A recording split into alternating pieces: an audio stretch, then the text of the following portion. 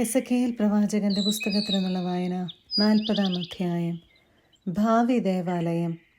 നമ്മുടെ പ്രവാസത്തിൻ്റെ 25-ാം വർഷം ആദ്യ മാസം 10-ാം ദിവസം, അതായത് നഗരം പിടിച്ചടക്കപ്പെട്ടതിൻ്റെ 14-ാം വർഷം അതേ ദിവസം, കർത്താവിൻ്റെ കരം എൻ്റെ മേൽ വന്നു.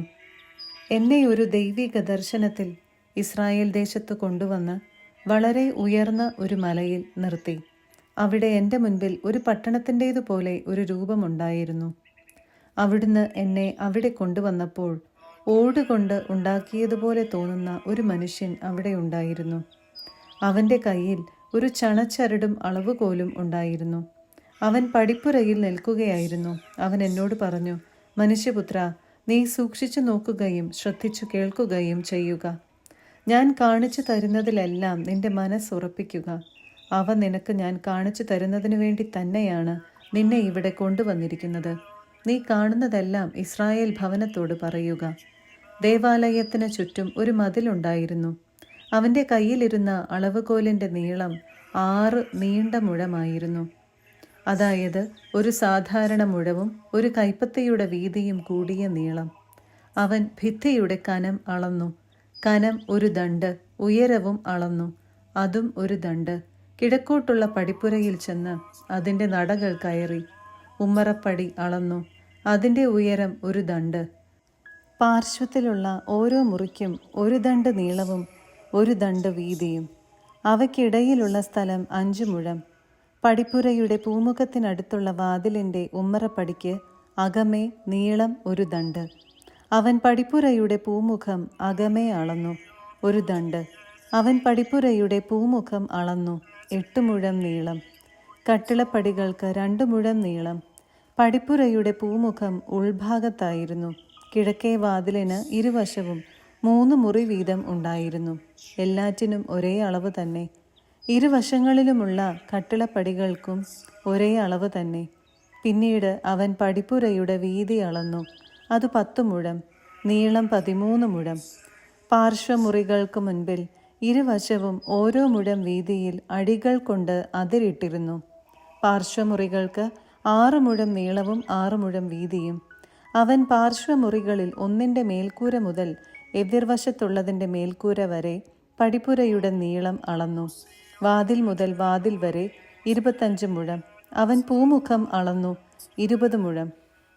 പടിപ്പുരയുടെ പൂമുഖത്തിന് ചുറ്റും അങ്കണമുണ്ടായിരുന്നു.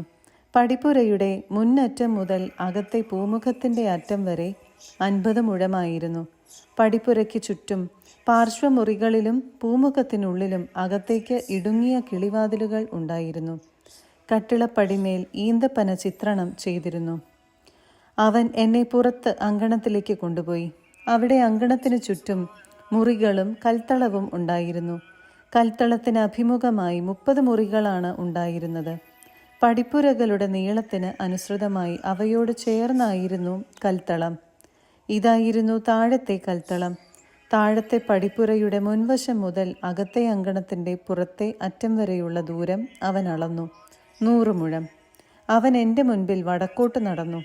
വടക്കോട്ട് ദർശനമായി പുറത്തെ അങ്കണത്തിന് അവിടെ ഒരു പടിപ്പുരയുണ്ടായിരുന്നു. അവൻ അതിൻ്റെ നീളവും വീതിയും അളന്നു. അതിൻ്റെ ഇരുവശങ്ങളിലുമുള്ള 3 മുറികളും കട്ടിളപ്പടികളും പൂമുഖവും ആദ്യത്തെ പടിപ്പുരയുടെ തന്നെ അളവിലായിരുന്നു. അതിൻ്റെ നീളം 50 മുഴവും വീതി 25 മുഴവും. കിഴക്കോട്ട് ദർശനമുള്ള പടിപ്പുരയുടെ തന്നെ അളവിലായിരുന്നു ഇതിൻ്റെയും കിളിവാതിലുകളും പൂമുഖവും ഈന്തപ്പന ചിത്രങ്ങളും. അതിലേക്ക് 7 നടകളുമുണ്ടായിരുന്നു. പൂമുഖം അകത്തായിരുന്നു. കിഴക്കുള്ളതുപോലെ അകത്തെ അങ്കണത്തിലേക്ക് വടക്കേ പടിപ്പുരയ്ക്കെതിരെയും ഒരു പടിപ്പുരയുണ്ടായിരുന്നു. പടിപ്പുര മുതൽ പടിപ്പുര വരെ 100 മുഴം അവൻ അളന്നു. അവൻ എന്നെ തെക്കോട്ട് നയിച്ചു. ഇതാ, തെക്കുവശത്തും ഒരു പടിപ്പുര. അതിൻ്റെ കട്ടിളപ്പടികളും പൂമുഖവും അളന്നു. അവയ്ക്കും മറ്റുള്ളവയുടെ അളവുകൾ തന്നെ. പടിപ്പുരയ്ക്കും പൂമുഖത്തിനും ചുറ്റും മറ്റുള്ളവയ്ക്കെന്ന പോലെ കിളിവാതിലുകൾ ഉണ്ടായിരുന്നു. അതിൻ്റെ നീളം 50 മുഴവും വീതി 25 മുഴവുമായിരുന്നു. അതിലേക്ക് 7 നടകളുണ്ടായിരുന്നു. അതിൻ്റെ പൂമുഖം അകവശത്തായിരുന്നു. ഓരോ കട്ടിളപ്പടിയിലും ഇരുവശത്തും ഈന്തപ്പന ചിത്രങ്ങളുണ്ടായിരുന്നു. അകത്തെ അങ്കണത്തിൻ്റെ തെക്കുഭാഗത്തും ഒരു പടിപ്പുരയുണ്ടായിരുന്നു.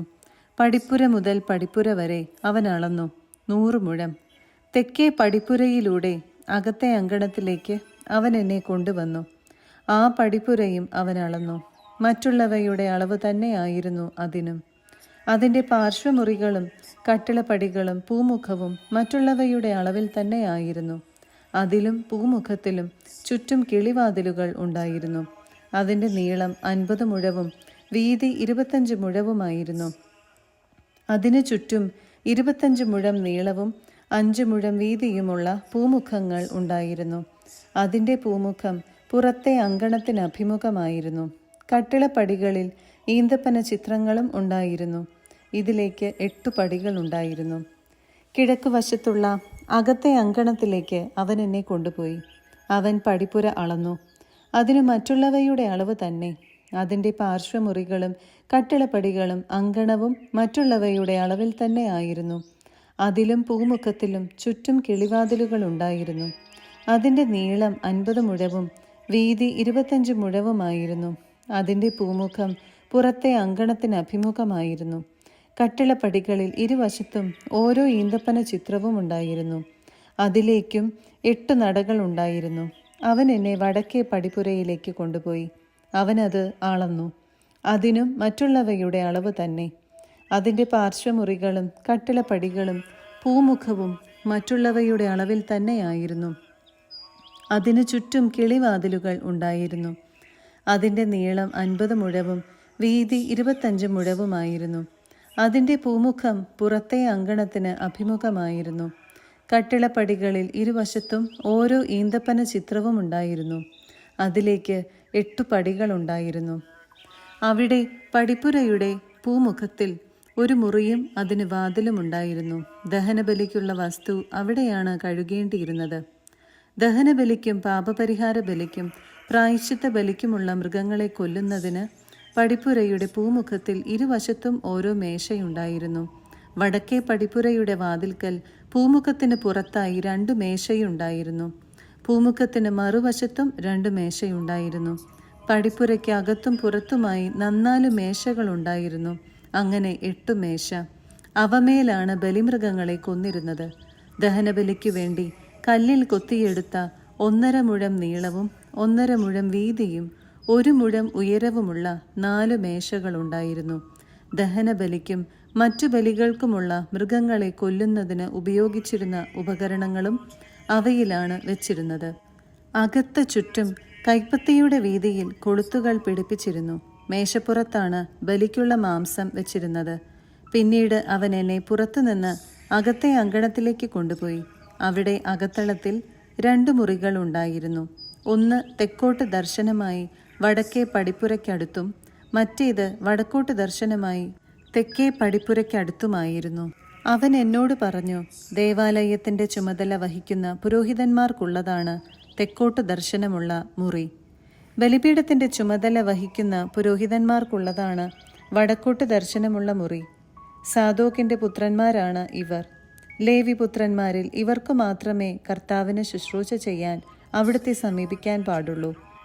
അവൻ അങ്കണം അളന്നു. അത് 100 മുഴം വീതം നീളവും വീതിയുമുള്ള സമചതുരമായിരുന്നു. ബലിപീഠം ദേവാലയത്തിൻ്റെ മുൻവശത്തായിരുന്നു. അവൻ എന്നെ ദേവാലയത്തിൻ്റെ പൂമുഖത്തേക്ക് കൊണ്ടുവന്നു. പൂമുഖത്തിൻ്റെ കട്ടിളപ്പടികൾ അവൻ അളന്നു. 5 മുഴം. വാതിലിൻ്റെ വീതി 14 മുഴമായിരുന്നു. അതിൻ്റെ പാർശ്വഭിത്തികൾ 3 മുഴം വീതം.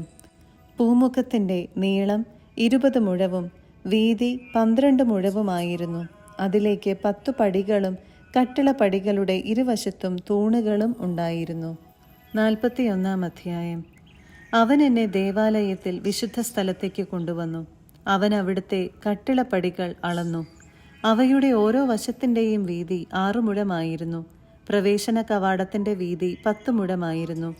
അതിൻ്റെ പാർശ്വഭിത്തികൾ 5 മുഴം വീതമായിരുന്നു. അവൻ വിശുദ്ധ സ്ഥലത്തിൻ്റെയും നീളം അളന്നു. 40 മുഴം. വീതി 20 മുഴം. പിന്നെ അവൻ അകത്തു കടന്ന് കട്ടിളപ്പടി അളന്നു. ഘനം 2 മുഴം. കവാടത്തിൻ്റെ വീതി 6 മുഴം. പാർശ്വഭിത്തികൾ 7 മുഴം. വിശുദ്ധ സ്ഥലത്തിനപ്പുറത്തുള്ള സ്ഥലം അവൻ അളന്നു. അതിന് 20 മുഴം നീളവും വീതിയും ഉണ്ടായിരുന്നു. അവൻ എന്നോട് പറഞ്ഞു, ഇതാണ് ശ്രീകോവിൽ. പിന്നെ അവൻ ദേവാലയത്തിൻ്റെ ഭിത്തിയുടെ കനം അളന്നു, 6 മുഴം. ചുറ്റുമുള്ള പാർശ്വഭിത്തികളുടെ വീതി 4 മുഴം. പാർശ്വമുറികൾ 3 നിലകളിലായി 30 വീതം. പാർശ്വമുറികളെ താങ്ങി നിർത്തുന്നതിന് ദേവാലയത്തിന് ചുറ്റും തുലാങ്ങൾ ഉണ്ടായിരുന്നു. ദേവാലയ ഭിത്തിയായിരുന്നില്ല അവയെ താങ്ങി നിർത്തിയിരുന്നത്. ദേവാലയത്തിന് ചുറ്റുമുള്ള തുലാങ്ങളുടെ വലിപ്പമനുസരിച്ച് മുകളിലേക്ക് ചെല്ലുന്തോറും പാർശ്വമുറികൾക്ക് വിസ്താരം ഏറി വന്നു. താഴത്തെ നിലയിൽ നിന്ന് മധ്യനിലയിലേക്ക് പോകാൻ ദേവാലയത്തിൻ്റെ അരികിൽ ഒരു ഗോവണിയുണ്ടായിരുന്നു. ദേവാലയത്തിന് ചുറ്റും ഉയർന്ന ഒരു തറ ഞാൻ കണ്ടു. പാർശ്വമുറികളുടെ അടിത്തറയുടെ അളവ് 6 മുഴമുള്ള ഒരു പൂർണ്ണ ദണ്ഡായിരുന്നു. പാർശ്വമുറികളുടെ പുറം ഭിത്തിയുടെ കനം 5 മുഴമായിരുന്നു. തറയുടെ ബാക്കി ഭാഗം 5 മുഴം. ദേവാലയത്തിൻ്റെ ചുറ്റുമുള്ള തറയ്ക്കും അങ്കണത്തിലെ മുറികൾക്കുമിടയിൽ ചുറ്റും 20 മുഴം വീതിയിൽ സ്ഥലമുണ്ടായിരുന്നു. പാർശ്വമുറികൾ ഒഴിച്ചിട്ടിരുന്ന തറയിലേക്കാണ് തുറന്നിരുന്നത്. ഒന്ന് വടക്കോട്ടും മറ്റേത് തെക്കോട്ടും. തറയുടെ വീതി ചുറ്റും 5 മുഴമായിരുന്നു.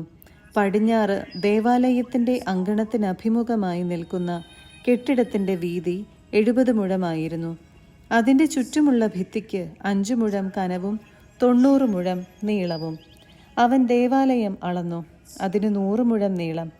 അങ്കണവും ഭിത്തികൾ ഉൾപ്പെടെ കെട്ടിടവും കൂടെ 100 മുഴം നീളം.